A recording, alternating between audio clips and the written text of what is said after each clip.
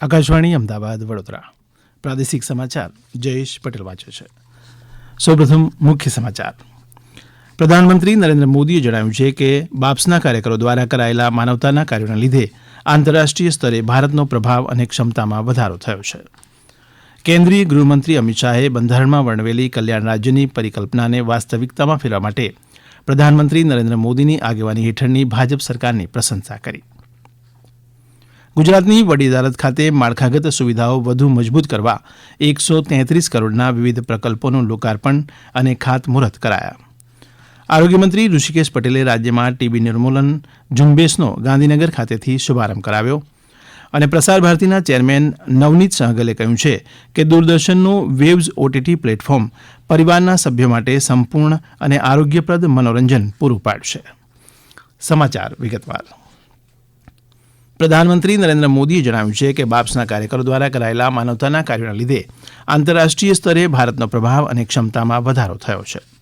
આજે અમદાવાદમાં બોચાસણવાસી અક્ષર પુરુષોત્તમ સ્વામિનારાયણ સંસ્થા એટલે કે બીએપીએસના કાર્યકર સુવર્ણ મહોત્સવમાં વિડીયો કોન્ફરન્સિંગ માધ્યમથી સંબોધતા પ્રધાનમંત્રીએ કહ્યું કે બીએપીએસના કાર્યકરોની કામગીરીએ ભારતના સમૃદ્ધ આધ્યાત્મિક વારસાની ક્ષમતાનો પરિચય સમગ્ર વિશ્વને કરાવ્યો છે. તેમણે વધુમાં જણાવ્યું કે बीएपीएस के कार्य पूरे विश्व में भारत के सामर्थ्य, भारत के प्रभाव को ताकत देते हैं. विश्व के 28 देशों में भगवान स्वामीनारायण के 1800 मंदिर, दुनिया भर में 21,000 से ज्यादा आध्यात्मिक केंद्र, सेवा के अलग अलग प्रकल्पों का काम दुनिया जब ये देखती है तो वो इसमें भारत की आध्यात्मिक विरासत, आध्यात्मिक पहचान के दर्शन करती है. સેવા એ ભારતીય સંસ્કૃતિનો મુખ્ય સિદ્ધાંત છે તેમ જણાવીને શ્રી મોદીએ ઉપસ્થિત કાર્યકરોને રાષ્ટ્ર ઘડતર અને સમાજ માટે ઉપયોગી કામગીરી કરવા અપીલ કરી હતી. બીએપીએસ સંસ્થાના વડા મહંત સ્વામીએ ગત જાન્યુઆરીમાં શરૂ કરાવેલ કાર્યકર સુવર્ણ મહોત્સવનું આજે સમાપન થશે. આ પ્રસંગે આશરે 30 દેશોના બીએપીએસના કાર્યકરોની ઉપસ્થિતિમાં સાંસ્કૃતિક કાર્યક્રમ રજૂ કરાઈ રહ્યા છે. આ પ્રસંગે કેન્દ્રીય ગૃહમંત્રી અમિત શાહ અને મુખ્યમંત્રી ભૂપેન્દ્ર પટેલ પણ ઉપસ્થિત રહ્યા હતા. કેન્દ્રીય ગૃહમંત્રી અમિત શાહે કહ્યું છે કે માથાદીઠ રક્તદાન, ચક્ષુદાન, અંગદાન અને સેવાભાવી સંગઠનોની સંખ્યામાં ગુજરાત દેશમાં પ્રથમ રાજ્ય છે.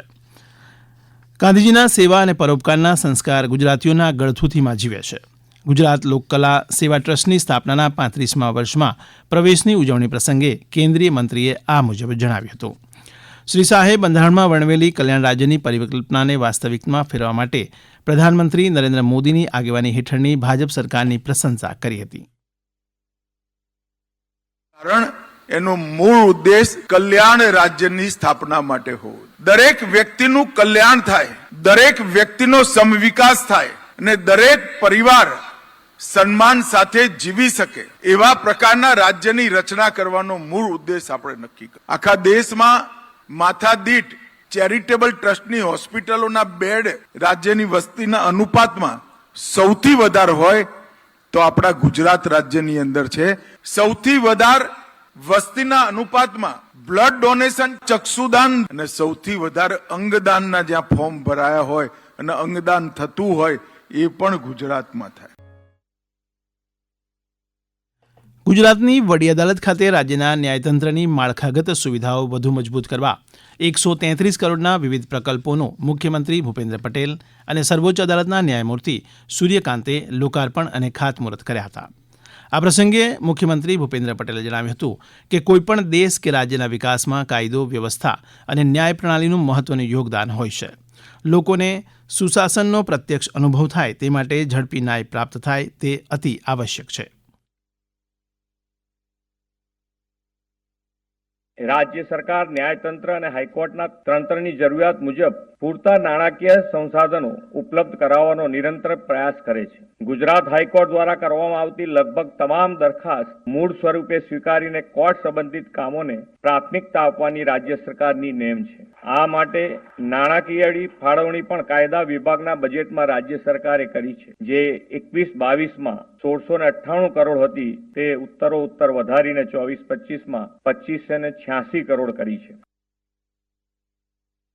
આ પ્રસંગે સર્વોચ્ચ અદાલતના ન્યાયમૂર્તિ સૂર્યકાંતે જણાવ્યું હતું કે મજબૂત ન્યાયપાલિકા રાષ્ટ્ર ઉત્થાનના પાયાના સ્તંભમાંનો એક ભાગ છે, ત્યારે કોઈપણ રાષ્ટ્રના વિકાસમાં તેની ન્યાય વ્યવસ્થાનું મહત્વનું યોગદાન છે. આજના આધુનિક યુગમાં મજબૂત જ્યુડિશિયલ ઇન્ફ્રાસ્ટ્રક્ચર અને ટેકનોલોજીનો ઉપયોગ ન્યાયતંત્રની સૌથી મહત્વની જરૂરિયાતો છે. ગુજરાત વડી અદાલતના મુખ્ય ન્યાયાધીશ સુનીતા અગ્રવાલે આ પ્રસંગે કહ્યું કે માળખાકીય સુવિધાઓ ઉપલબ્ધ બનવાથી ન્યાયિક પ્રક્રિયા વધુ ઝડપી બને છે. આ સમાચાર આપ આકાશવાણીના અમદાવાદ વડોદરા કેન્દ્ર પરથી સાંભળી રહ્યા છો, જે આપ અમારી YouTube channel AIR news Gujarat પર પણ સાંભળી શકશો. વધુ સમાચાર માટે આપ અમારા એક્સ હેન્ડલ AIR_ABAD ને ફોલો કરી શકો છો. આરોગ્યમંત્રી ઋષિકેશ પટેલે રાજ્યમાં ટીબી નિર્મૂલન ઝુંબેશનો ગાંધીનગર ખાતેથી રાજ્યના 16 જિલ્લાઓ અને 4 મહાનગરપાલિકામાં શુભારંભ કરાવ્યો હતો. આ પ્રસંગે તેમણે જણાવ્યું હતું કે ટીબી રોગના નિર્મૂલન માટે કેન્દ્ર અને રાજ્ય સરકાર કટિબદ્ધ છે. ટીબીના નવા કેસ શોધીને તેની સઘન સારવાર કરીને ટીબીથી થતા મૃત્યુદરમાં નોંધપાત્ર ઘટાડો કરી શકીએ છીએ. સમગ્ર દેશમાં ટીબી નાબૂદી ત્યારે જ શક્ય બનશે જ્યારે સરકાર અને સમાજ બંને એક સાથે ભેગા મળીને કામ કરશે. સૌથી પહેલું મહત્વનું કામ ટીબી પેશન્ટ શોધવાનું છે અને ટીબી પેશન્ટની જે પરીક્ષણ છે હવે આયુષ્યમાન આરોગ્ય મંદિર સુધી, એટલે કે લગભગ સમગ્ર દેશની વાત કરીએ તો 1,72,000 જે આયુષ્ય આરોગ્યમાન મંદિર છે એમાં એનું પરીક્ષણ થશે. એના કારણે ખૂબ ઝડપથી આપણી તમામ ટીમોને આ ટીબીના પેશન્ટ શોધવી અને પ્રોસિજર સુધી લઈ જવામાં આપણને ખૂબ સરળતા રહે એવું આ 100 દિવસનું અભિયાન ગુજરાત પણ સમગ્ર રાજ્યની અંદર ચલાવશે. આ પ્રસંગે ટીબીના દર્દીઓને પોષણ કીટનું વિતરણ પણ કરવામાં આવ્યું હતું. રાજ્યના 16 જિલ્લા અને 4 મહાનગરપાલિકા વિસ્તારમાં ફરતી નિક્ષય વાહનને ફ્લેગ ઓફ પણ કર્યું હતું. રાજ્યમાં ફરતી નિક્ષય વાહન ટીબીના દર્દીઓને શોધીને સ્થળ પર જ નિદાન કરીને લોકોને ક્ષય રોગ વિશેની માહિતી આપી જનજાગૃતિ ફેલાવશે. પ્રસાર ભારતીના ચેરમેન નવનીત સહેગલે જણાવ્યું હતું કે દૂરદર્શનનું વેબ્સ OTT પ્લેટફોર્મ પરિવારના તમામ સભ્યો માટે સંપૂર્ણ અને આરોગ્યપ્રદ મનોરંજન પૂરું પાડશે અને જાહેર પ્રસારણકર્તાને તેની પહોંચને વધુ પ્રેક્ષકો સુધી વિસ્તારવામાં મદદ કરશે. આજે અમદાવાદ દૂરદર્શન કેન્દ્રની મુલાકાત દરમિયાન શ્રી સહેગલે કેન્દ્રની કામગીરીની સમીક્ષા કરી હતી. તેમણે ભારપૂર્વક જણાવ્યું હતું કે વેબ્સ OTT માત્ર નવી સામગ્રી જ નહીં, પરંતુ દર્શકોને દૂરદર્શનના જૂના ક્લાસિક અને લોકપ્રિય કાર્યક્રમોનો આનંદ માણવાની તક પણ પ્રદાન કરશે. बार किसी OTT प्लेटफॉर्म पे न्यूज़ चैनल्स को भी जोड़ा गया है, तो आपको खबरें भी मिलेंगी, आपको मनोरंजन भी मिलेगा और उससे भी बड़ी बात बच्चों के लिए गेम्स का प्लेटफॉर्म भी इसमें जोड़ा गया है और कई प्लेटफॉर्म जोड़े गए हैं. और इसके साथ साथ जो ऐसे प्रोग्राम दूरदर्शन के जो आप जिसको देख के हम सब लोग बचपन में से बड़े हुए हैं, हमारी यादें उसके साथ जुड़ी हुई हैं, ऐसे सारे दूरदर्शन के पुराने कार्यक्रम भी इस OTT प्लेटफॉर्म पर उपलब्ध हैं. और सबसे बड़ा ये है कि ये बिल्कुल फ्री में है. आप अपने iOS और एंड्रॉयड दोनों प्लेटफॉर्म पर जाकर किसी भी टेलीविजन और किसी भी आईफोन या कोई दूसरा सैमसंग कोई आप डाउनलोड कर सकते हैं और बिल्कुल निःशुल्क है. નેશનલ ફોરેન્સિક સાયન્સ યુનિવર્સિટી એટલે કે NFSU ગાંધીનગરને પ્રતિષ્ઠિત ડેટા સિક્યોરિટી બાય એકેડેમિયા એટલે કે DSCI 2024 એક્સેલન્સ એવોર્ડ મળ્યો છે. આ એવોર્ડ સાયબર ક્રાઇમ્સ, સાયબર લો અને ડિજિટલ ફોરેન્સિકલ બાય એકેડેમિયા શ્રેણીમાં ક્ષમતા નિર્માણમાં શ્રેષ્ઠતા માટે એનાયત કરવામાં આવ્યો છે. NFSUએ આ નવી શ્રેણીમાં પ્રથમ વખત ભાગ લીધો હતો અને એવોર્ડ મેળવ્યો હતો. NFSUના કુલપતિ પદ્મશ્રી ડૉક્ટર JM વ્યાસે કહ્યું છે કે NFSUની સાયબર ક્રાઇમ તપાસના ક્ષેત્રે વિશ્વકક્ષાની ક્ષમતાઓમાં શ્રેષ્ઠતા માટે આ પુરસ્કાર પ્રાપ્ત થયો છે, જે યુનિવર્સિટી માટે ગૌરવપૂર્ણ બાબત છે. સુરતની સુમુલ ડેરીના નવી પારડી ડેરી પ્લાન્ટને ઇન્ડિયન ડેરી એસોસિએશનનો પ્રતિષ્ઠિત એવોર્ડ એનાયત કરવામાં આવ્યો છે. મુંબઈ ખાતે આયોજિત સમારંભમાં સંઘના ચેરમેન માનસી પટેલ અને ઉપપ્રમુખ રાજુ પાઠક તેમજ અન્ય ડિરેક્ટર અને MD અરુણ પુરોહિતને ઇન્ટર ડેરી એવોર્ડ 2024 આપવામાં આવ્યો હતો. અંતમાં મુખ્ય સમાચાર ફરી એકવાર. પ્રધાનમંત્રી નરેન્દ્ર મોદીએ જણાવ્યું છે કે BAPSના કાર્યકરો દ્વારા કરાયેલા માનવતાના કાર્યોના લીધે આંતરરાષ્ટ્રીય સ્તરે ભારતનો પ્રભાવ અને ક્ષમતામાં વધારો થયો છે. કેન્દ્રીય ગૃહમંત્રી અમિત શાહે બંધારણમાં વર્ણવેલી કલ્યાણ રાજ્યની પરિકલ્પનાને વાસ્તવિકતામાં ફેરવા માટે પ્રધાનમંત્રી નરેન્દ્ર મોદીની આગેવાની હેઠળની ભાજપ સરકારની પ્રશંસા કરી. ગુજરાતની વડી અદાલત ખાતે માળખાગત સુવિધાઓ વધુ મજબૂત કરવા 133 કરોડના વિવિધ પ્રકલ્પોનું લોકાર્પણ અને ખાતમુહૂર્ત કરાયા.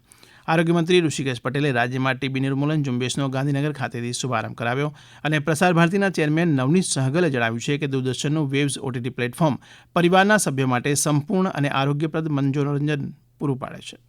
આકાશવાણીના અમદાવાદ વડોદરા કેન્દ્ર પરથી પ્રાદેશિક સમાચાર પૂરા થયા.